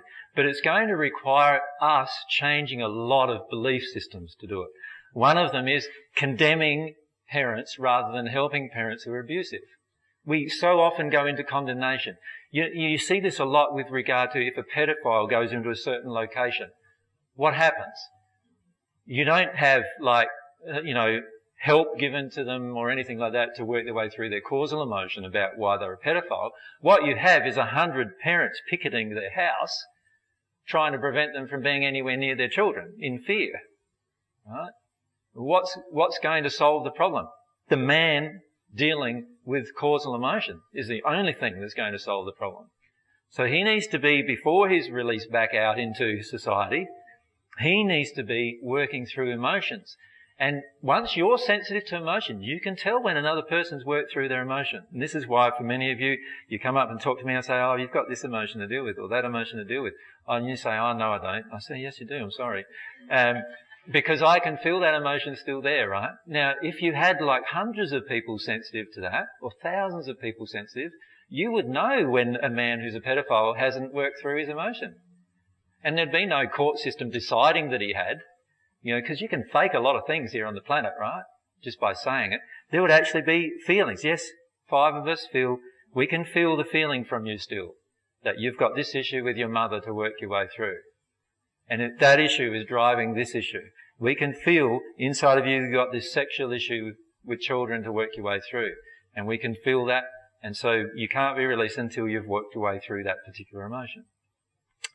So getting back to the education system, you can see that if the education system is based around desire, then it's going to work really well. It also is going to be a beautiful thing to be a teacher in that environment, right? Because you're not getting hammered by economies, you're not getting hammered by all of these different governmental rules and regulations that half of the time you don't even agree with. And you know what I mean? You know what's happening on the ground, and you can help these children in every single case, the ones that are finding difficulty in learning in a real loving environment. But to do that, like I say, there needs to be quite a lot of changes, and we need to have leaders who have a passion for that change. And some of you will probably do that. There's quite a number of teachers in our audiences generally, and many of you, after applying some of these divine truth principles in your life, will feel the drive to actually create these kind of locations.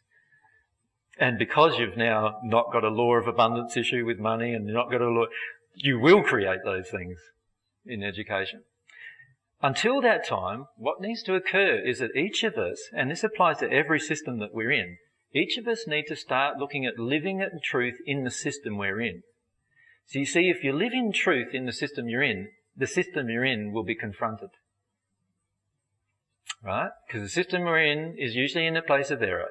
And if we're in a place of divine truth, so we've connected with God and we can feel God's truth about a matter, what will happen is that we start speaking this truth. We start actually verbalizing what we know to be truth without fear, so we'd have to work through our fear, and we do it without fear, and we'd have to work through our desire to condemn, and we do it without condemnation or judgment. And once we can do it without fear and without condemnation or judgment, but still live in truth, we can be in a system and confront it daily. And you have enough people confronting a system, and the system will change. And it doesn't take many people confronting a system for the system to change. Far less proportion than what you might imagine. And this is why it's so important to have this initial change occurring inside of us emotionally first. But does that answer some of your questions about education? Yeah. Some of those things you've already felt too, haven't you? Yeah. Up the back there.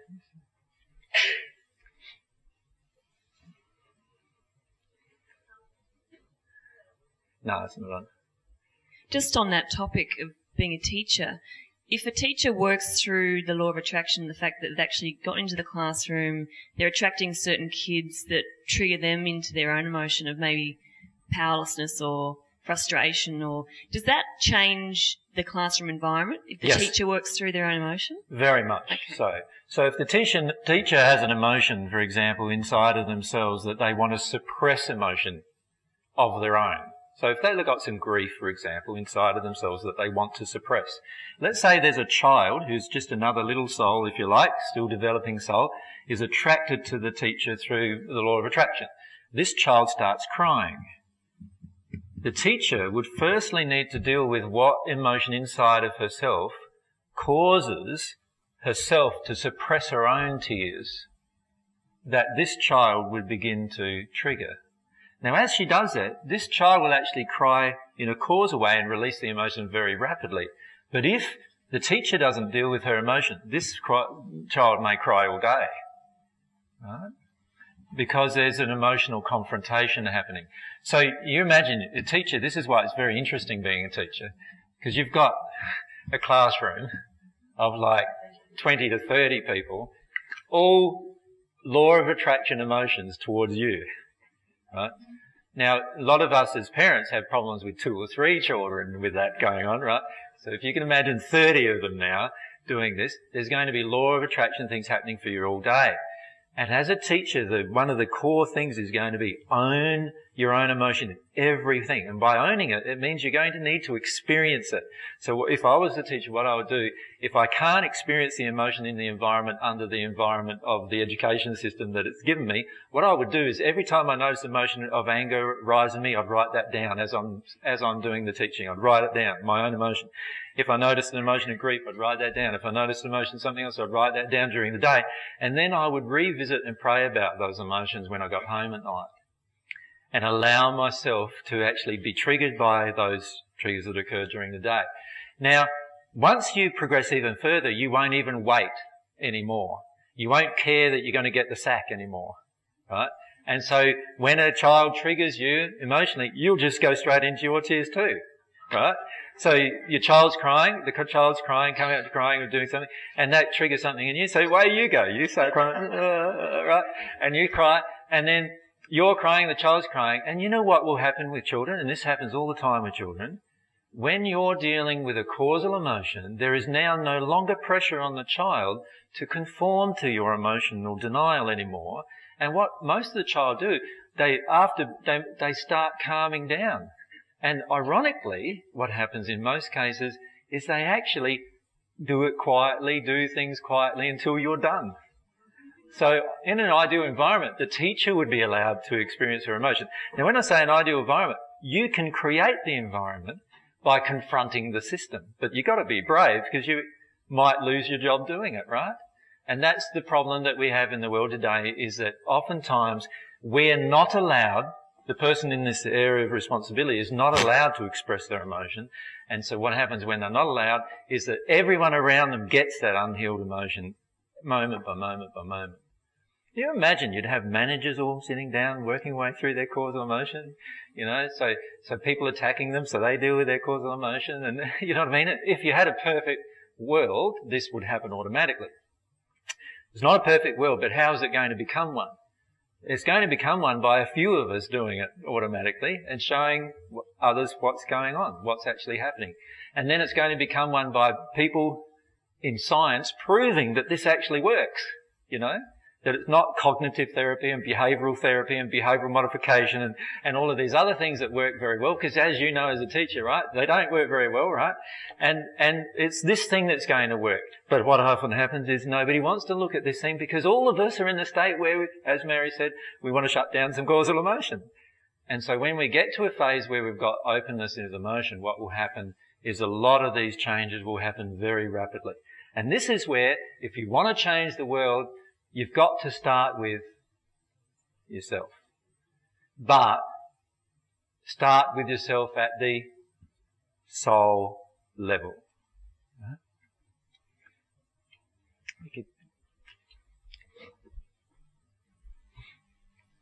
Hi, Jay. And is it on? I don't know if it's on. There it is. Hello, Jay. How are you? Thank you. Just wanted to say, I work in preschool, which is Montessori preschool, and Montessori was born 100 years ago, and she was a scientist, but she wants to help children that observe first, and she allow all the free wills.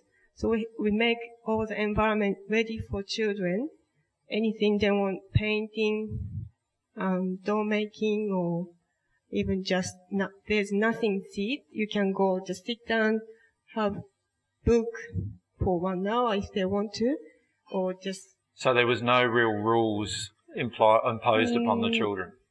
They were allowed to do what they wanted. To do, but we create the safest. Right, with a creative environment. Like books there, and puzzle there. If they want science there, if they want math, and some blocks available, and even fruit and veggies, ready for them. If they're hungry, they just help themselves. So they're allowed to even eat when they want it. Yes.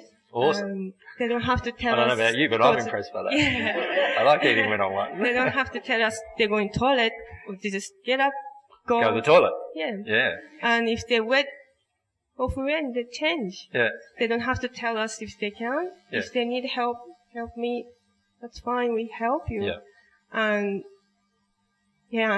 because everyone's free, so children come our school and scream, and then parents leave and go, and then 5 seconds they smile and happy. Once the parents are gone. Once they're gone. It's so amazing that I can see all the emotion and all our emotions too. If I'm not good in there, things happen, and it's very confronting too. Yeah. And last couple weeks, our director has lost his brother, and she has a lot of emotion comes up. Yeah. Children screams and. So you've got now the children crying and screaming because everything someone's happening feeling grief. And, but I haven't told truth about God and AJ. Yeah. I show her she can't watch all through. Yeah. But because I'm trying to be open, I set it up teaching children if they feel very angry, go and brush some mats with the duster. Yeah. So I say, Awesome. I'm showing how to do it. Yeah. 2 children just come up with me and brighter eyes, and after he screamed and everything, they don't need 5 minutes, just 1 minute, it's gone. Yeah. And happiest ever. Yeah. It's just amazing Awesome. how they do. Yeah. And I like being there, but very confronting these days. Very confronting for your emotions. In the morning I feel so scared to go to work. What's going to come up today? What's going to happen today? I love children, so I'm so happy there.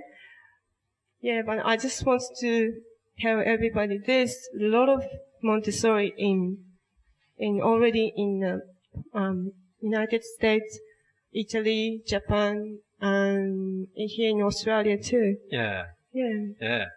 So there is already a lot of things sort of happening. It's just a matter of understanding what's going on at the emotional level a lot of times, at the soul level that I described. That's really important. Thanks.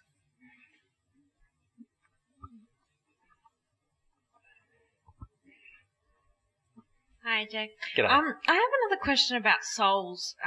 When they're joined and before they're in the unincarnated condition. Unincarnated. Yep. You said something about before, like one soul is born and the other one has this urge. Where do they go before that? Because they're obviously not in the spirit world, because then they'll get contaminated, or I don't know. Can you explain the before process?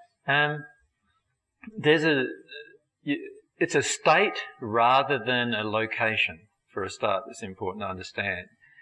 That the state that they're in is that they are connected to God as their parent, and while they remain unincarnated, they have, and this applies even for the half of the soul, remember that really in the end, you know how I draw it? I draw it like here's the soul, and I draw it like it splits in half like that, right?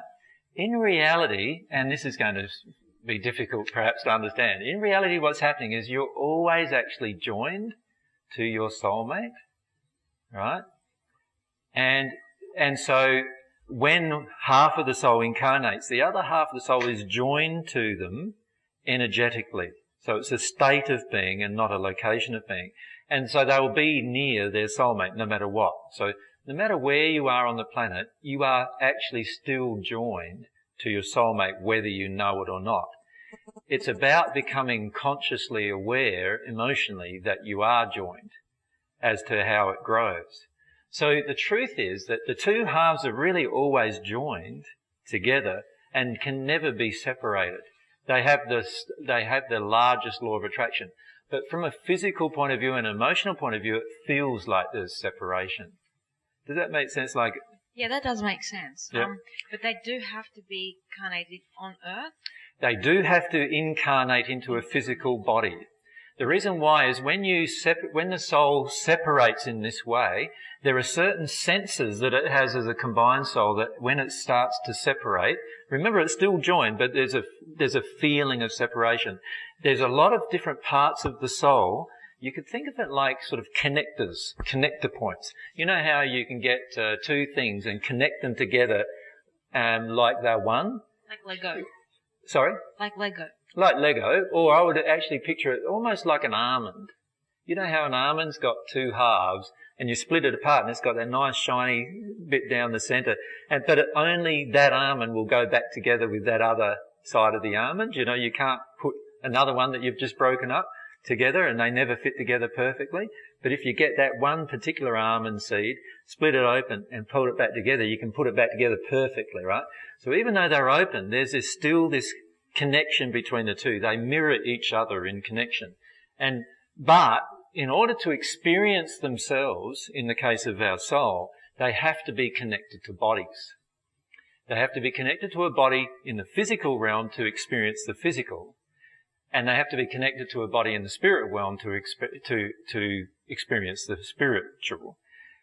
And the only time they don't need to be connected to a body is when they're back together again in a complete union, the soul union state. And then they no longer need bodies anymore, although many times they might have hundreds of bodies connected at that point, right? Which is another story. But what's happening is they need this body, and you can think of this spirit body, right? So here's a male, spirit body, material body, or the physical body. There's the two bodies. They are connected. These bodies are really just tools through which the soul can gather information. Sensory information and emotional information about its universe. And there is these, I didn't talk about it yesterday, but there's these connectors.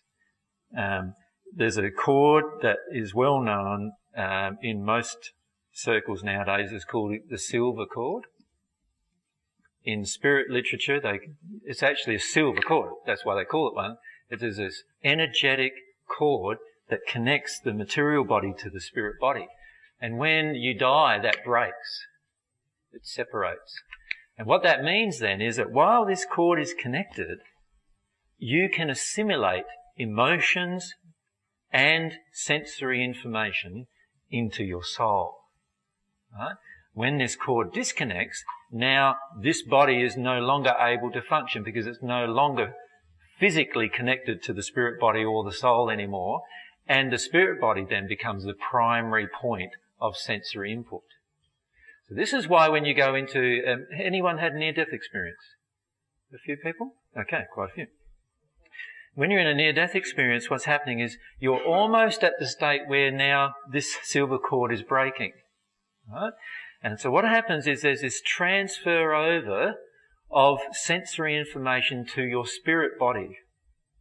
And so from now on, you're actually receiving most sensory input and most emotional input, even sight, sound, taste, everything is coming through your spirit body senses into your soul rather than your physical body senses into your soul. Now, if that cord snaps, you would pass. If the cord doesn't snap, then you can come back into this state. This is exactly also what happens when people go what are called out of body, or what other people might call astral travel and all those kind of things. All that's happening there is the physical body is being left as the primary sensory input, and your spirit body is now experiencing the primary sensory input. Right?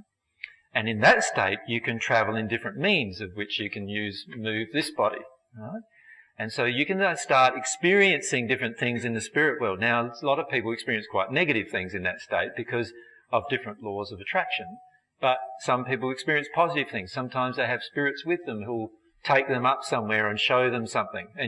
And as a spirit, you can loan another person energy and loan them love, if you like, for a short period of time to show them something, and then drop them back down into their normal state. And so the out-of-body experience even is the difference between sensory inputs coming from the physical to sensory inputs coming from the spirit body. These sensory inputs exist. Remember I said yesterday there's a superset of sensory inputs on each capability. So the physical body has a certain limitations. When you go to the spirit world, the spirit body has less limitations. It has a greater capacity for there's a lot of more sensory information. And the soul itself has even more sensory information, and then there's one half of the soul, but the combined soul is an even greater unit that has even more, and in fact that becomes our greatest unit in terms of having the most possible capabilities. And then, if you think of divine love as growing that soul into a big super soul, if you like, and so this super soul can grow infinitely in sensory information. So that's the capacity, well, that's the future for your soul. So you first go through, you can think of it like you're changing states. What you're doing is you're changing states in terms of a part of your learning experience. So the first learning experience is the material body. When you pass, now your learning experience is via the spirit body. When you get to the soul union state, your learning experience is by that body. And who knows what we can learn in that state? That state, to me, is like, I sort of feel myself like I'm a baby in that state. I'm a baby there. We're a child sitting in mummy or daddy's arms, ready to be really educated. So if you think we're being really educated on earth here when you go to a university or something, trust me, that is just like child's play, shall we call it. And what's happening in this state, now you have the ability to learn these immensely powerful lessons, and also to become the person that God designed you to be. And from what I've seen of God's designs, this particular state can grow infinitely. As you receive love from God more and more, that state will grow infinitely. And I also have this feeling that not only is divine love the only thing you can receive from God, but there will be lots of other attributes and qualities in this state that you can receive from God that you can't receive from God in any other state. Does that make sense? So that's sort of the future of your soul, if you like. I sort of have a little bit more of a question. Fire away with the questions. Okay, so I'm in a body and I have all these amazing possibilities of experiences and everything else. If I die and don't have a child, for example, that, that the mirror of emotions that I could potentially work through. If I go into the spirit world and I can't have a baby there, like I can't have a baby, then how do I, the law of attraction of releasing those emotions? Well, for a start, there are a group of them. If you have a desire, let's say you're a mother or not being a mother, and there's a desire in you to have a child, and this is like a really burning desire in you to have a child, it's not actually driven by a pure emotion. There is actually a number of different emotional injuries that you need to work your way through. The irony is that when you work your way through them, you will probably automatically have a child after that point, right? Whether it's through a relationship or whatever else. The problem today is a lot of times we interpret something as a burning desire when in reality it's actually based on some severe emotional injuries we have about these particular things. Now that's quite hard to hear if a man is talking to a group of women about that issue. But Mary has personally experienced that herself as she's working her way through some of the injuries she has from her first century life. What she thought was a desire to have a child, she's starting to realise was actually an injury, emotional injury to have a child. Once she works through that, ironically, if she still wants to have a child, it will be a pure desire, and pure desires are generally always automatically fulfilled. You follow me? Secondly, if we pass from, let's say we have a burning desire to have a child, and we're a female soul on the earth with burning desire to have a child, but something unforeseen occurs and we pass. So we're now in the spirit world, right? You cannot have a child in the spirit world. So, when I say have a child, I mean give birth to a child in the spirit world. So, what will happen to you is you'll have to be working your way through that emotion of that feeling of loss and the feeling of regret about not having a child while you had the opportunity or that you didn't have the opportunity on earth to have a child. However, when you think about it, if you follow God's path of progression, which results in the one-ment of the soul, and it results in the process of reincarnation, you could certainly have a child at some point in the future. Does that make sense? But let's look at what really children are, shall we? Let's really look at what children are. What children are is this. He is God.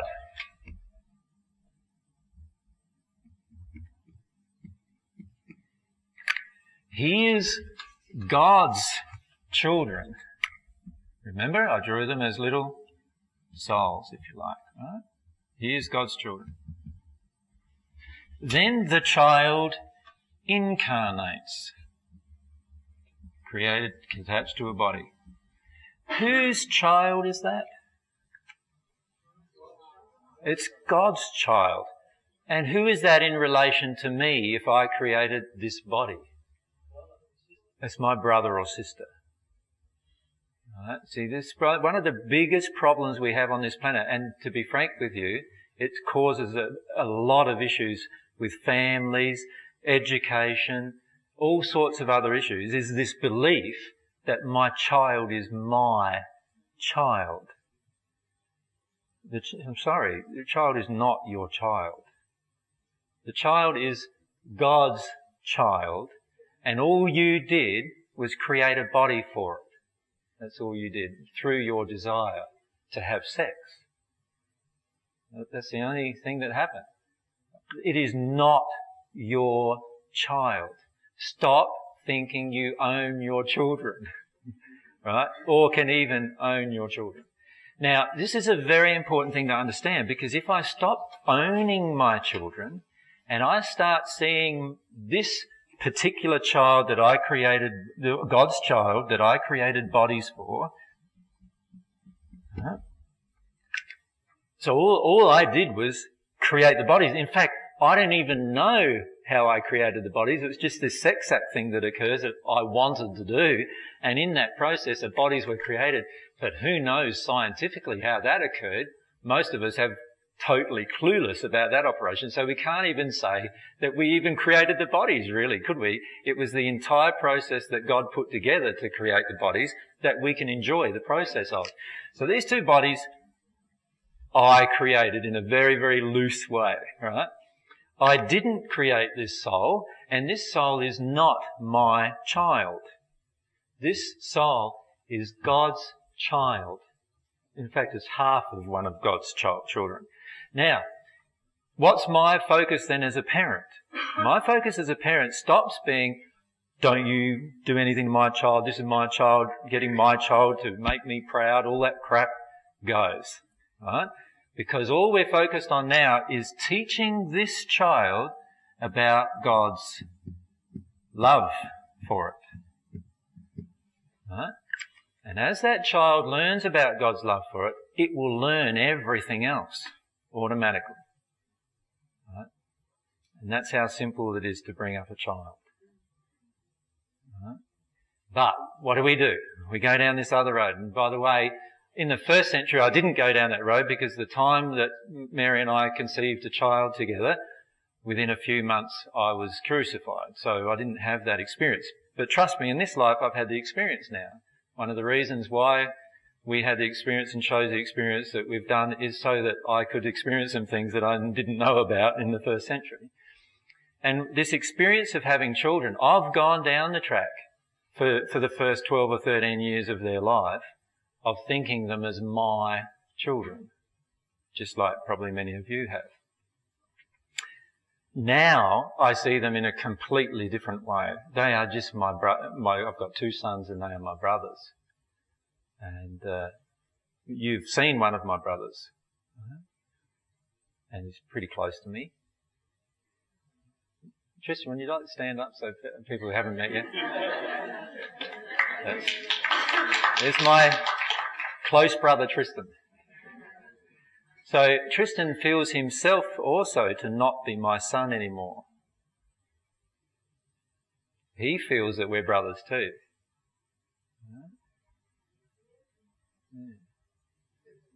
Okay? And we both feel like we're children of God. Right? So the beauty of understanding it that way means that I'm not ever now going to impose my will upon this child, because this child is not mine. I understand that completely. This child is God's child who I can love just like any other child. So I love Tristan the same amount as I love all of you. But we obviously have a special bond because he and I are on the same path spiritually, growing towards God, both recognizing very, very similar things. And because Tristan is growing very rapidly in terms of this relationship with God, I feel very close to him as a result of that. Because anybody who's not growing on the relationship with God, I feel close to. And also because I've known him for a lot of his life and seen the changes that he's made because of the choices that he is making, got nothing to do with me. It's the choices that he is making that is causing him to change. Now, the relationship that I honour with Tristan the most is his relationship with his soulmate. That's the relationship I honour. Because that is the other half of him. And in fact, it is going to be the soulmate relationship that is going to be the only permanent relationship that you will have. And when I say permanent, I don't mean that you won't have relationships with other people that last thousands of years or even hundreds of thousands of years. What I'm saying is that the soulmate relationship is you are both halves of the same entity. So therefore, you are going to, at some point, recognize that. And at some point, you'll get to the point where you are combined as one, and you will be the one entity. Even though you may have 2 bodies connected. You may even have 4 bodies connected. Because remember, you can be this person on earth. And remember, on earth, you at the moment have 2 bodies. You have a spirit body and a material body. And then your soulmate has a spirit body and material body. So there's 2 bodies each. So there's 4 bodies connected to this one entity, the soul. It doesn't worry about the bodies. We're talking about the soul itself. So you will get to the stage where instead of seeing children as yours, you will see them as God's. And so you will also see your role. Your role as their older brother or sister is to help educate them in God's love. That's your role. And in fact, God created the universe to assist you to do that. There is just so many things on this planet and in the universe itself that can assist you to tell and educate your children about their connection with God. But the problem is nowadays, we just view it as all like evolution, all just popped into, here by chance and everything. And we dismiss that there was ever even a creator of it all. And we go down this other track of going all scientific and teaching about evolution. And what are we really teaching them in the end? We're teaching them to detune from the fact that they are God's child. And remember I said earlier, how did all of our problems come about? Because the first human couple decided to detune from their relationship with God. And we are reinfecting that choice over and over and over and over and over and over with our children, so-called children, our children, which are not our children, our gods.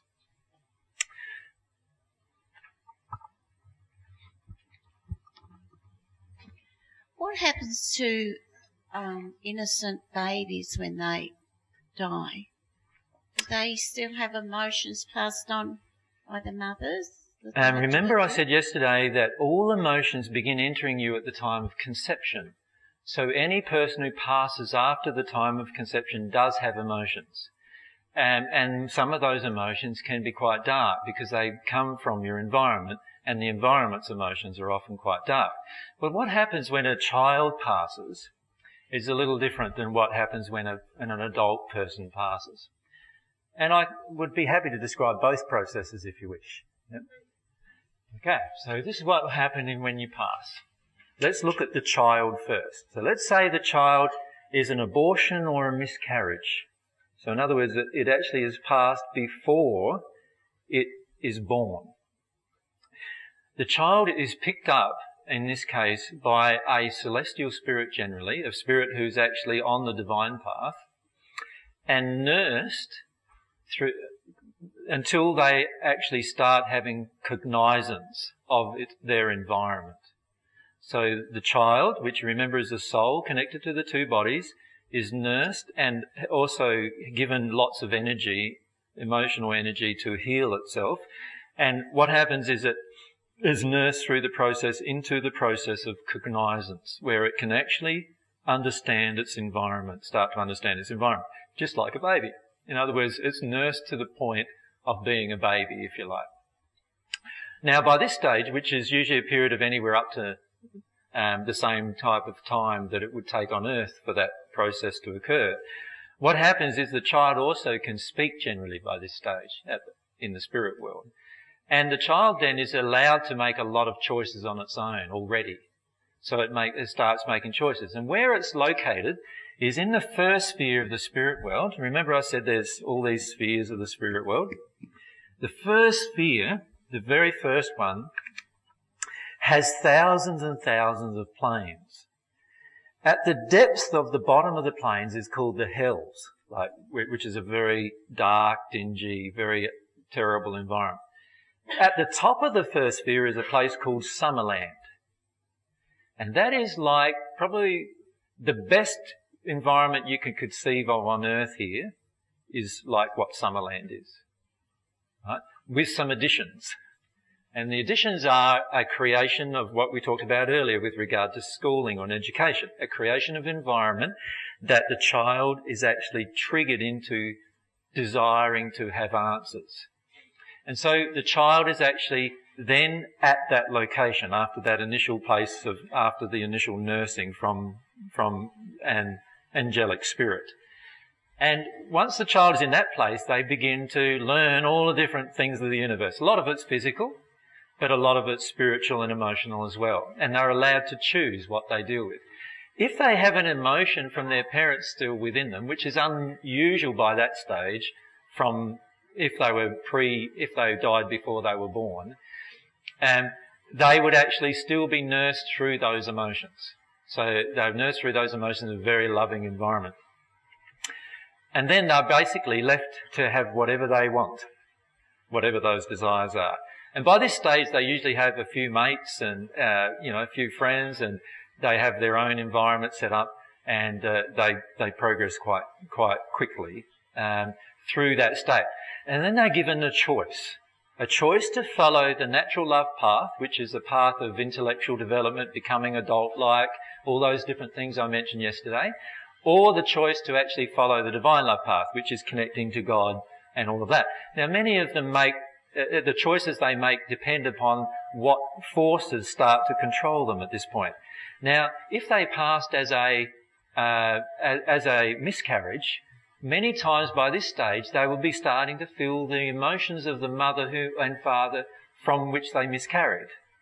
And so they will start to feel some of those impressions upon them as pushing them in a certain direction. And so often they might, if the mother or father is into a different path spiritually, they might firstly start to investigate that particular path. But they're giving completely the free will to do whatever they wish at that point. Now let's say the person passes, but they're still a child, but they passed after their birth.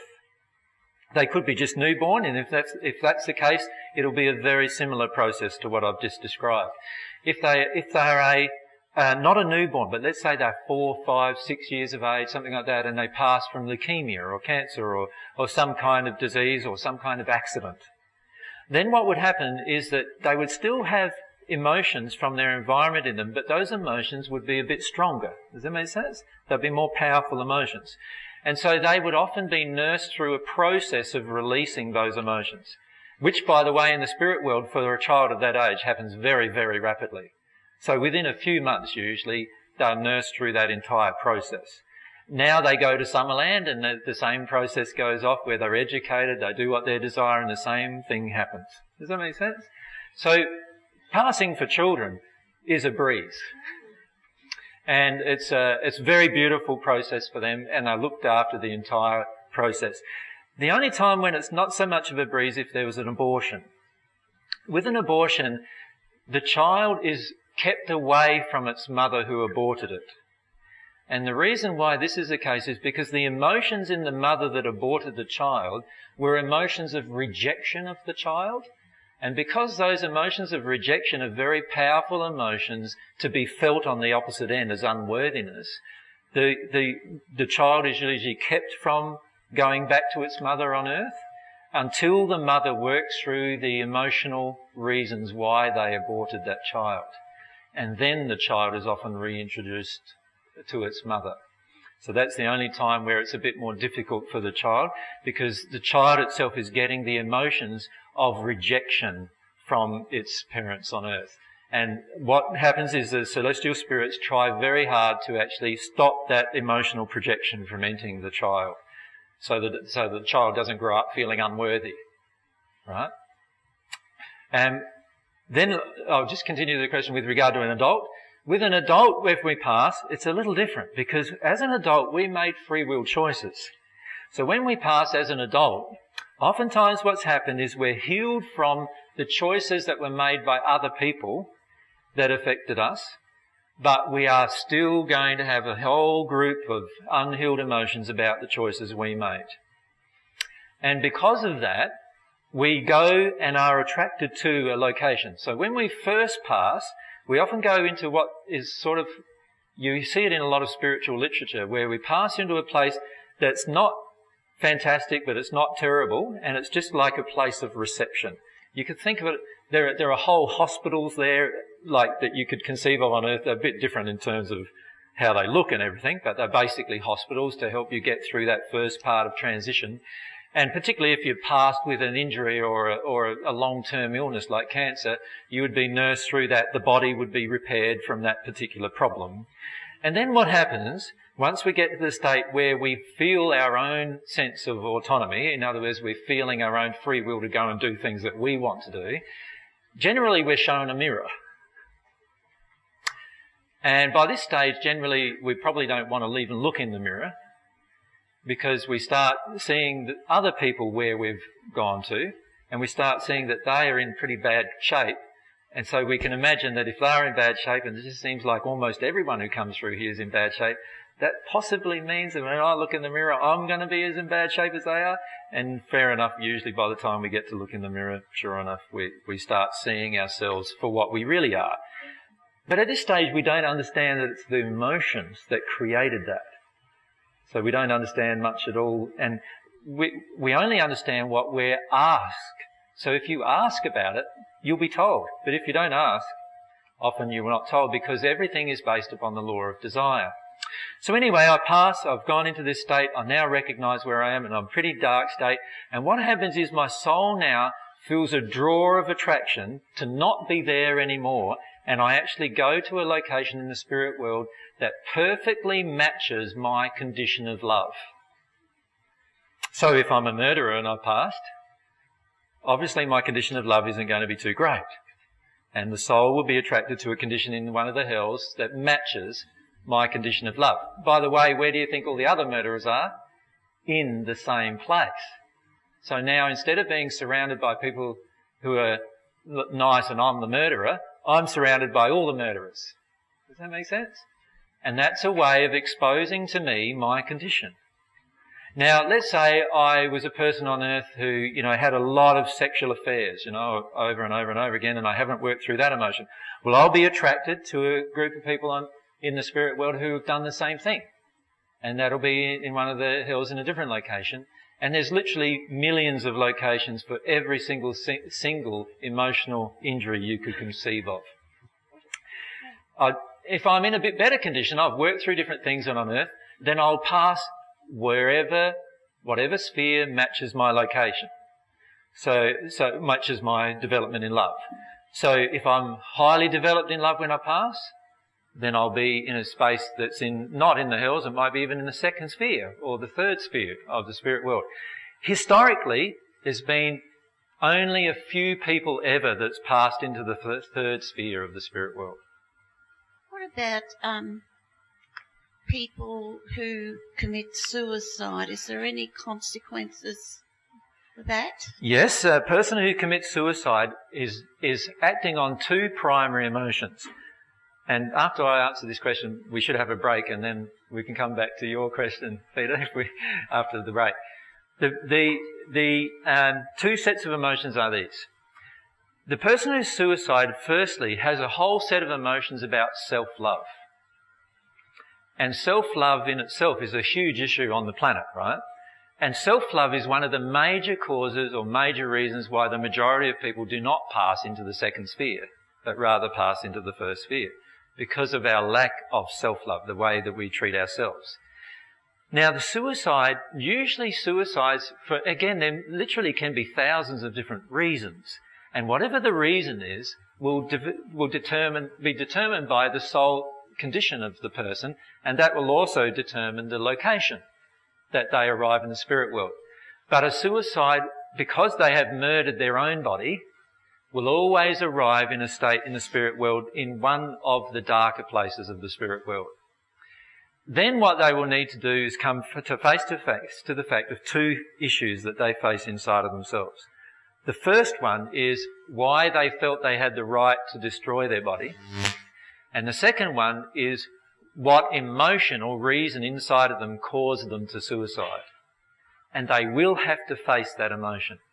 Now, one of the main reasons why people suicide is because they don't want to face the emotion when they're alive. Does that make sense? They feel if they kill themselves, they won't have to feel the terrible feelings they're currently feeling. And that is not true. When they pass, they will have to feel the terrible feelings that they avoided when they were on earth just before they passed, and they'll have to feel one more terrible feeling, and that is the feeling that they murdered themselves and didn't have the right to do so. Right? And when I say the right, I don't mean they've got free will, they can do anything they want. What I mean is they will go through an emotion where they realise that the body that they had wasn't theirs to take away from themselves. It was created by God, just as their soul is, and of course it's impossible in the end to kill their soul. So in the end, the biggest emotions that a suicide faces is the same emotion that they faced when they were alive and didn't want to face it. And the biggest impediment to their progress in the spirit world is that they often still do not want to face the emotion when they pass. The same emotion that caused them to pass.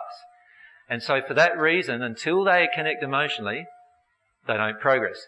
As soon as they connect emotionally, they progress very rapidly generally. Right? So again, it gets back to when you connect with the emotions and work your way through the issues. Wanted to say more? I just wanted to say that many of us have similar emotions even though we don't take our own life. We spend our whole life doing things that actually damage our physical body and in avoidance of our emotions. Yeah. So let's look at the emotions related to smoking, which is a slow suicide, right? So I'm now smoking. I'm paying somebody else, in fact, when you think of it logically, I'm paying someone else to slowly destroy my body. And I'm a willing participant in that process. So there has to be emotional reasons that are very close to a suicidal person's reasons for doing that. Does that make sense? So many of us have emotions of suicide in us. We just don't act upon them. And when we pass, those emotions will be just as present in us as they were before we passed. So it always gets back to this one rule. Be open to passionately experience all of your own emotions, no matter what they are. And if you do that, you will always progress no matter what happened. So a suicide has just as much ability to progress as anyone else, but often can't because they have the same avoidance as what caused them to suicide in the first place. Does that make sense? Yep. And so we can help them here on earth a lot to work their way through those kind of emotions. And a lot of the ways we can do that is by dealing with their own emotion and showing them how to deal with theirs. It's very important to understand that all of these things are based around the laws of God. That is the most loving way to actually help that person get out of that emotion. So remember, as Mary was showing earlier, the law of attraction pulls something into our life so that we deal with an emotion that will get us closer to God in the end. So let ourselves experience that. Does that make sense? Let ourselves do that. Anyway, let's have a break.